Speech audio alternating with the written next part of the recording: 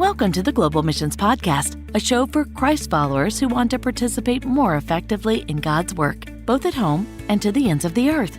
Visit us at globalmissionspodcast.com to find show notes, resources, and previous episodes. You can also follow us on Facebook, Instagram, and Twitter.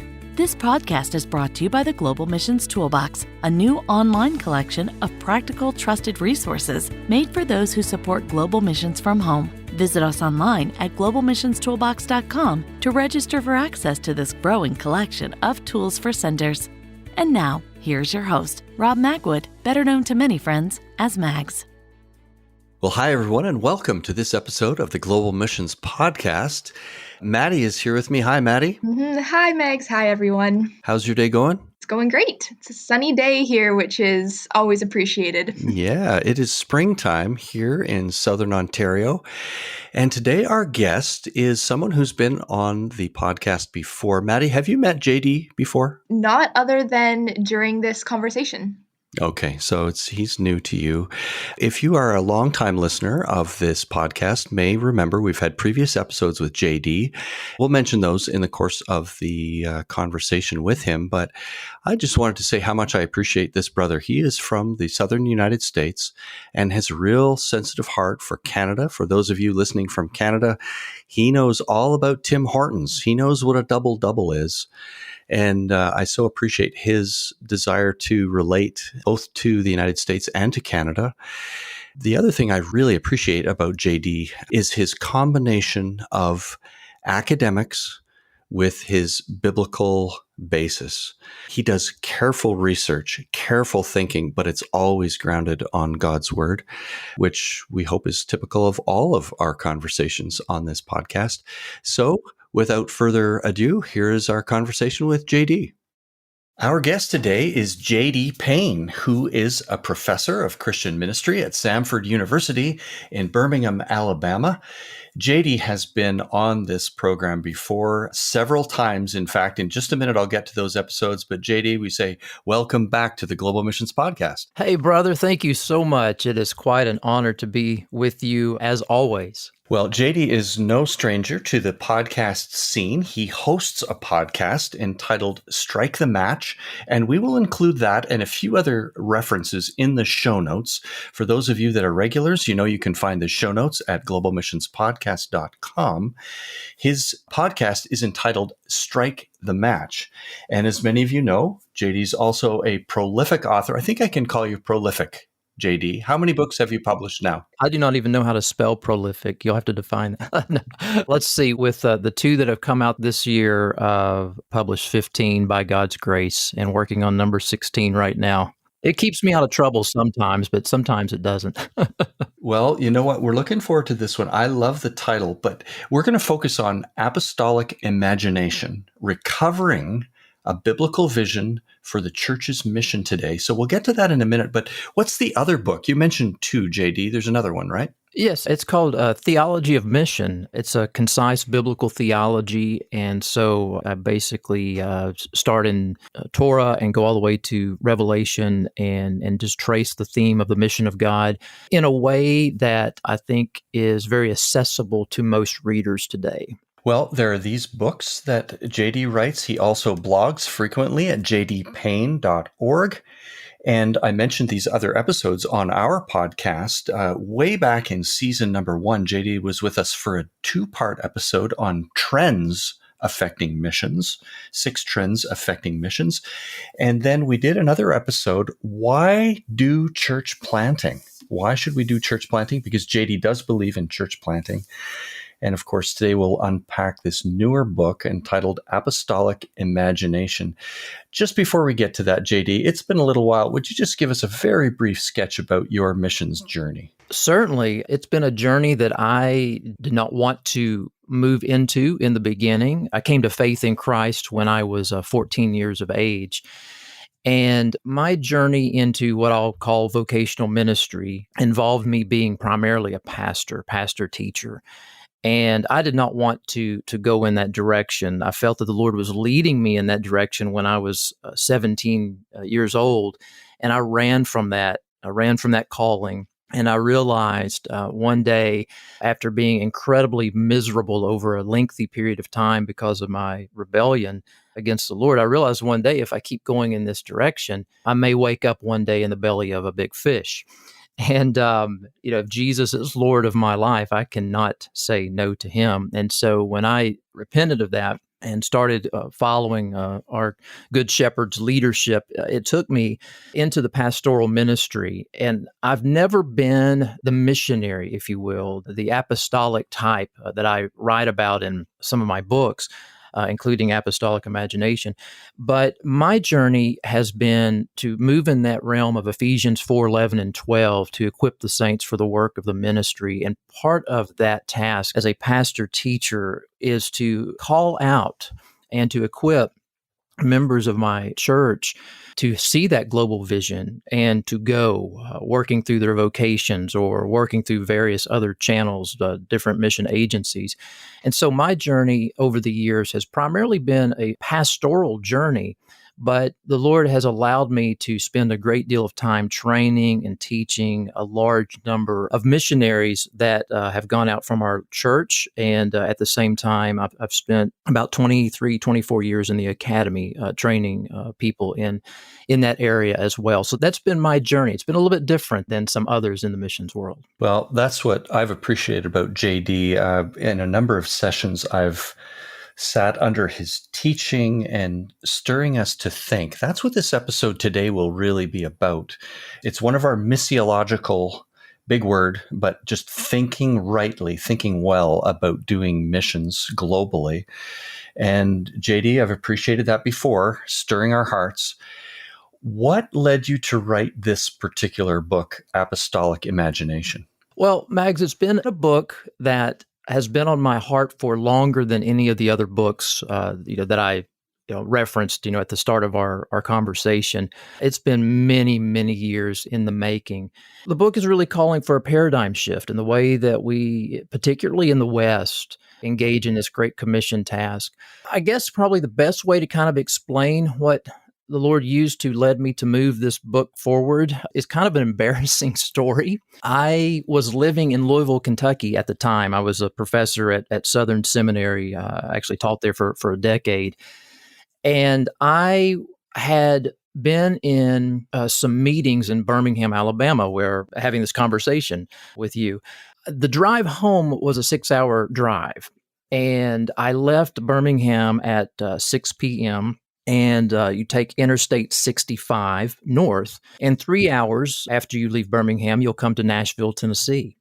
And then from Nashville into Louisville, Kentucky, it's only a 3-hour drive. And I had driven the route from Nashville to Louisville 20 or 30 times. I knew the route really well. But on this one particular evening, by the time I arrived in Nashville, it was already 9 p.m. There was construction going on in the downtown area.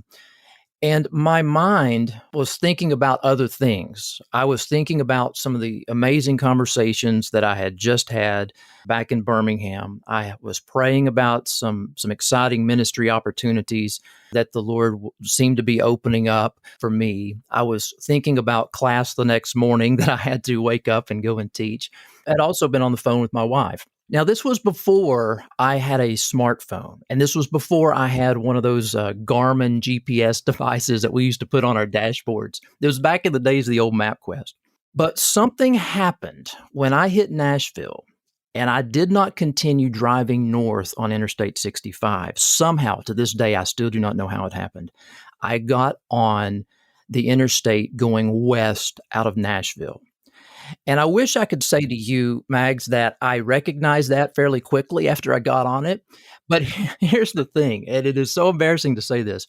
I drove for over 2 hours before I realized I was lost and was going in the wrong direction.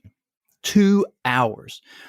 And it was a terrible, terrible feeling when that realization hit me in the dark as I was driving down the interstate. But I reflect on that situation, and I think that many times today in the church world, if I can use that expression, I think that we're doing some great things, some wonderful things. We've got great things on our mind, on our heart. We're praying about some wonderful things. The Lord's opening some amazing opportunities. But I can't help but think that we are, in many significant ways, moving in the wrong direction. We're doing some wonderful things, but we're really not going in the way that we really need to go in light of what we read about in the New Testament and the global realities around us. So that's really how this book came together in the process of my heart and my mind over a period of time. Well, you use language like recovery. That implies that we have had it before as well. And like you said, even though maybe we've known the route, somehow we've got a little distracted or might be off course. The issue of being a wise kingdom steward extends beyond just how we use our financial resources. And because there's so many needs in the church, outside the church, and the global lostness is so huge, so massive, I think over time we have lost some focus, and we need to make some adjustments to where we are and where we've come from. And some of those are going to be very simple adjustments, but there are some that are systemic adjustments that will be very difficult for us to make. Some situations, some groups may not be able to make such adjustments that I talk about in this book. Well, it's a cautionary tale. Great story, by the way. I wonder if the Lord gave you that experience just so you could have a great intro to your book, J.D. Well, brother, as a preacher, when those things happen in life, you're always thinking, how can I tie that into a sermon? You got to redeem it somehow, right? Well, you use this term apostolic imagination. What do you mean by that? I think during the first century, the apostolic imagination was really this spirit-transformed mindset that the first century disciples had, and it helped facilitate urgent and widespread gospel proclamation, disciple making, church planting, leadership development. I think it established a healthy mental framework related to what they were supposed to be doing as kingdom citizens in light of the mission of God. In Acts chapter 1, before Jesus ascends back into heaven, in verse 6, they make this statement. They say, Lord, will you at this time restore the kingdom to Israel? And of course, Jesus says, it's not for you to know those times, but you're going to be my witnesses in all these places. And what they were asking was reflective of an imagination that was really in line with a lot of things that the Old Testament prophets saw. But when you get to the New Testament, you realize that the understanding of time and the second coming of the Lord and when the day of the Lord begins and when the judgment comes, it's expanded, it's extended out, where the Old Testament prophets saw it all happening at one time. Messiah comes, judges, overthrows the enemies of Israel, restores the broken creation. What we find with Jesus there in Acts chapter 1 and then Peter in Acts chapter 2, when the Spirit comes and fulfills Joel's prophecy, is that the kingdom's here, but it's also yet to come. And so they had to have that imagination shift in their minds to put them in that direction that the Lord was wanting them to go. And I think we've got to get back to that. I think at one time we've had it in 2,000 years of church history. But over time, as I mentioned a moment ago, I think we've kind of lost that focus, and we need to reorient ourselves to what they were experiencing in the first century. Wow, it's a great start. I love that spirit-transformed mindset. Let's unpack this a little bit. You talk about the church having priorities in the kind of work that it engages in. And by this, we mean the broad church comprised of many congregations. What are the priorities you believe the church should have in what we're doing? Well, Max, if you look at the broader evangelical community throughout the world, not just within our North American context, if you begin to say that when it comes to the church's mission, if I can use that language, the church's mission in the world, if you begin to say there should be a priority on something, then you actually are a minority voice. In other words, within the broader evangelical community throughout the world, the majority perspective is that there is no priority, no prioritization on what the church is supposed to be doing. But when I look at, for example, we'll just think about Acts chapter 6, verses 1 through 6. The church is expanding in Jerusalem. It's growing, but there's some inner tension. There's inner conflict that happens in it, and it happens between the food distribution to the Hebraic widows and the Grecian widows. They're both members of the church, but there's a problem that's taking place there, and the apostles get involved in the conflict in an attempt to resolve the matter. But what happens is it begins to hinder the apostolic priority that the church was engaging in the book of Acts. And the outcome is that the apostles say, well, let me say it this way. The apostles do not say, hey, this food distribution thing is a bad thing. We need to forget about it. In other words, they were concerned about it. But what they said was we need to choose some people to oversee this ministry because we're getting sidetracked. We're neglecting the preaching of the word, which would have been evangelistic work for the most part, and prayer. And so whenever the issue is resolved, Luke then shows the outcome, and he draws attention to the fact that once the apostles begin to go back to that apostolic work, the word continues to spread and disciples to continue to multiply, so much so that the gospel begins to reach even some of the most difficult people in Jerusalem, that being the priests.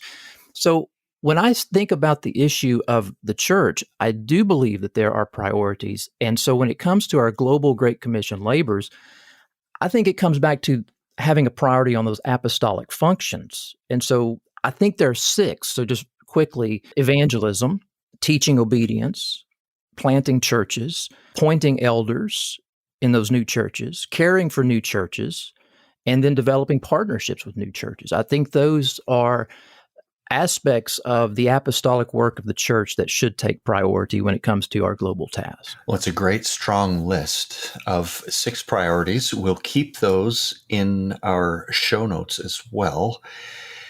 This really is quite a strong caution for us, isn't it? You're suggesting that we may have lost sight of these things and that we'll get back on track by resuming these priorities. I think that is a step to move us in the right direction. The first half of the book, I'm laying some foundational issues. I'm looking at what's some of the problems that we face today. And again, I detail what is the apostolic imagination. And then I spend some time in the scriptures just looking at what is apostolic identity and function. And then in the latter half of the book, it's about reimagining a great deal of the things that we do. And so I think that part of just moving in a healthy direction is recognizing our present realities and where we do fall short in certain areas. And so this book is not a quick fix. It's not a list of, hey, if you do 1, 2, 3, 4, 5, 6 is always going to result. You'll always have, smooth outcomes. We did not get to where we are today overnight, and I do not think we'll get out of where we are today anytime soon.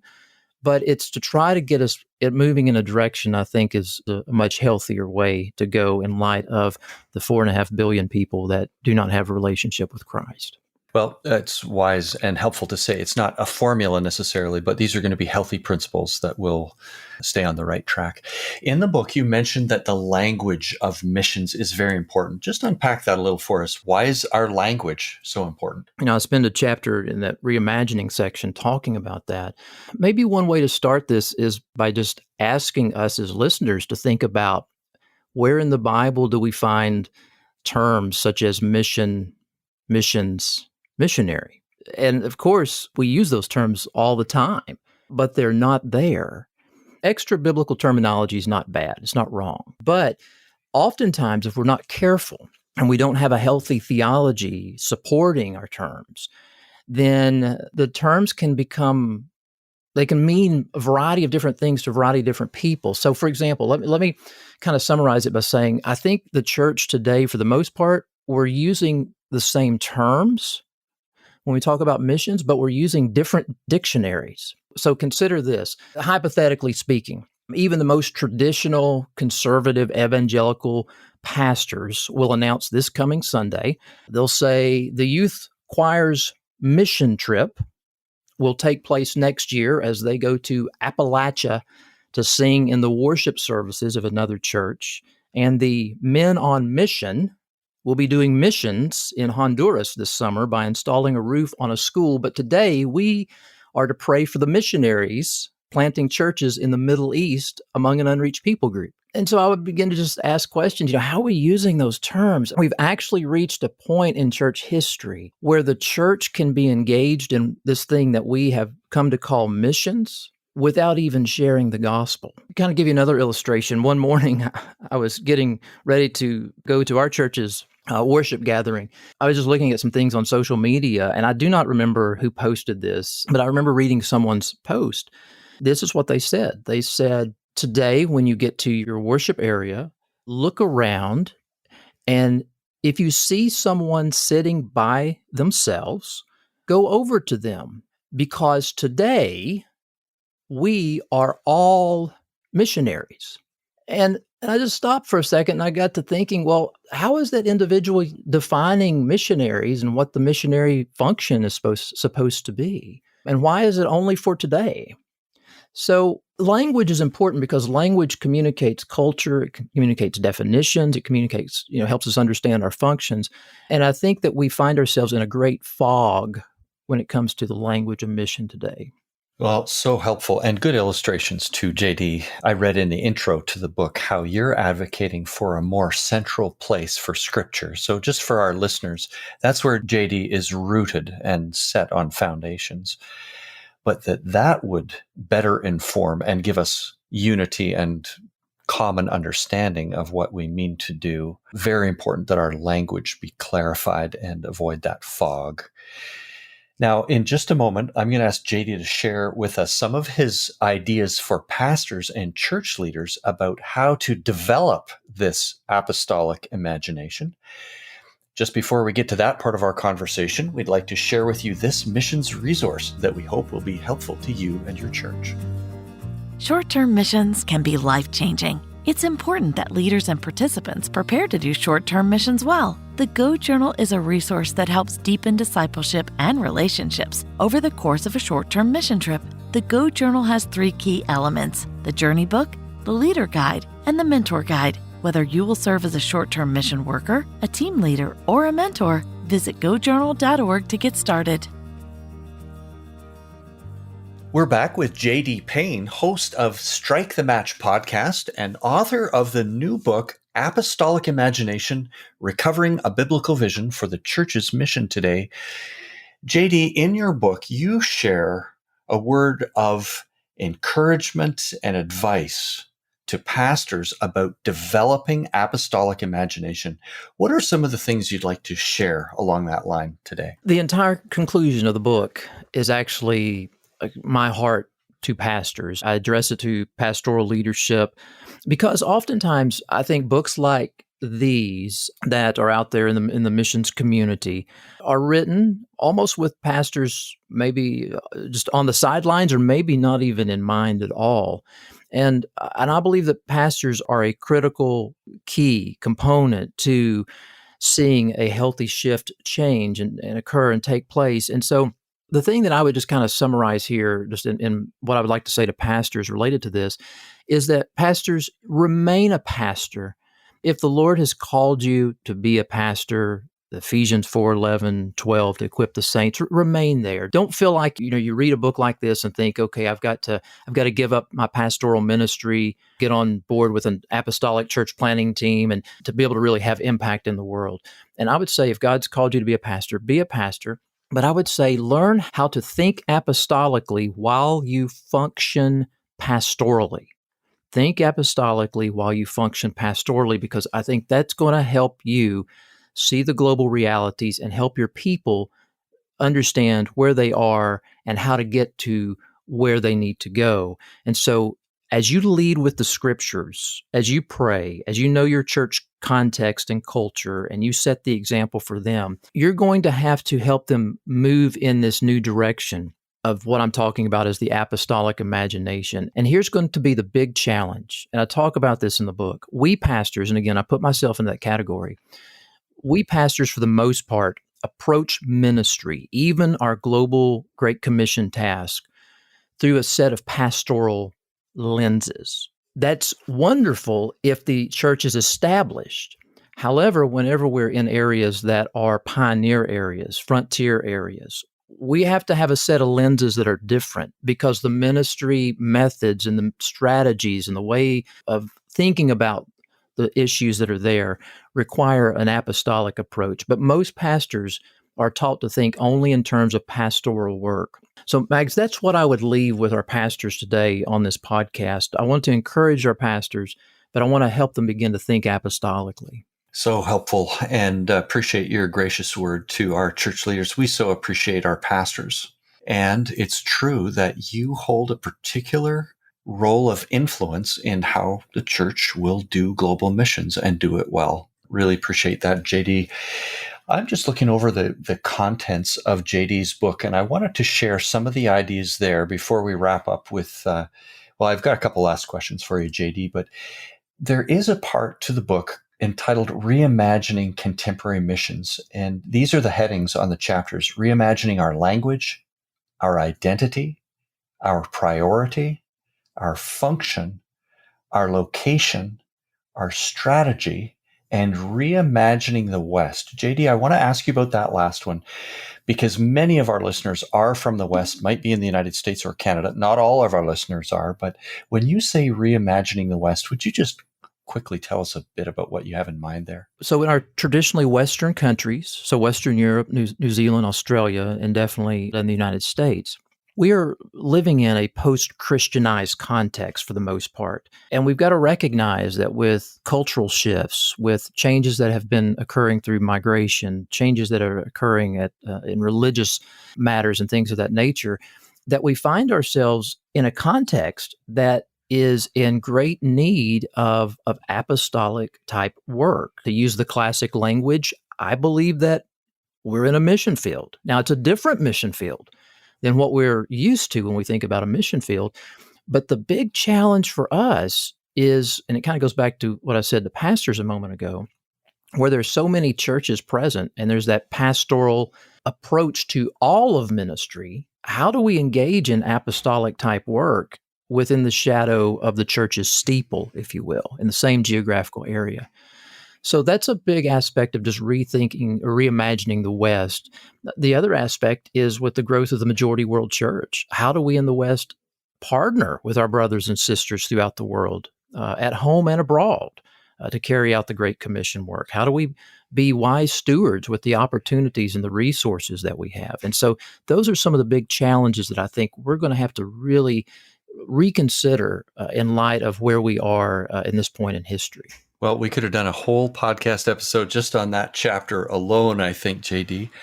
So rich in those ideas and how we will posture ourselves with history in mind and the future before us. What is the wise and gracious way for our church in the West to participate? Friends in our audience, remember to check out JD's book, Apostolic Imagination, or any of his other writings. A number of them I've engaged with and appreciated them. JD writes in a very accessible way, although you can hear that he brings scholarship, he brings commitment to God's word together and helps us think well. I wonder, JD, if you have any other resources that you would recommend to our audience that would be related along the lines of this topic today. Well, some that you've already mentioned, I did on Strike the Match, I did 7 podcasts unpacking the apostolic imagination in a variety of different levels. And so that can be found if they wherever they listen to podcasts at Strike the Match. I also have a YouTube channel where I am doing videos, actually at the time of this recording, on the various components of the book as well. And so if they just go to YouTube and just search for J.D. Payne, they'll find that. And then, of course, at my blog, jdpayne.org, I've written quite extensively on this topic as a variety of blog posts as well. Well, we will include the links to these different places, including some of those podcast episodes, so that you can track with some of these ideas directly into JD's kind of going deeper chapter by chapter. If anyone would like to contact with you, follow up with you, JD, what's the best way to do that? I'm very accessible and would welcome that. You can go to jdpayne.org and it'll take you to all my different social media sites. You can even contact me through my email address here at the university. It's just jd.payne, P-A-Y-N-E, at Samford, S-A-M-F-O-R-D.edu. JD, we want to say thank you again on behalf of our audience for spending this time with us today and unpacking a little bit about the Apostolic Imagination. We appreciate your partnership in the gospel, friend, and trust the Lord will take and use this writing to advance his purposes. Thank you. It's been an honor. Well, we want to say thank you to JD for joining us as a guest on our podcast today, and thank you to each of you for joining along in listening.